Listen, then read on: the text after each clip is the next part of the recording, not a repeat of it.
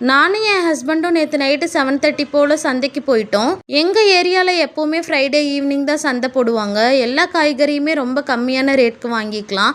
நான் உள்ளே போன உடனே தக்காளி தான் ஃபர்ஸ்ட் வாங்குவேன். ஏன்னா நல்ல தக்காளி எல்லாம் ரொம்ப சீக்கிரம் காலியாகிரும். இந்த ஒரு கடையிலே மேக்ஸிமம் எல்லா காய்கறியுமே வச்சுருப்பாங்க. ரேட்டும் பார்த்திங்கன்னா கேஜி 30 ருபீஸ்க்குள்ளே தான் சொல்லுவாங்க. தியாஷ்காக ரெட் பனானாவும் நேந்திர பனானாவும் கொஞ்சமாக வாங்கியிருந்தேன். ரிட்டன் வர வழியில் இந்த ஒரு பாட்டி கடையில் தியாஷ்காக பூசணிக்காய் வாங்கலான்னு போயிருந்தேன். இந்த குட்டி பூசணிக்காய் ரேட் கேட்டப்போ இது கூடவே பெரிய சைஸ் பூசணிக்காய் ஒன்று கொடுத்து 20 ரூபா கொடுன்னு கேட்டாங்க. நான் இந்த குட்டி பூசணிக்காவே போதுங்க பாட்டி, குழந்தைக்கு தான் அப்படின்னு சொன்னேன். உடனே என்கிட்ட ஒரு முட்டைக்கோஸை கொடுத்துட்டு இப்போ 10 ரூபா கொடுன்னு கேட்டாங்க.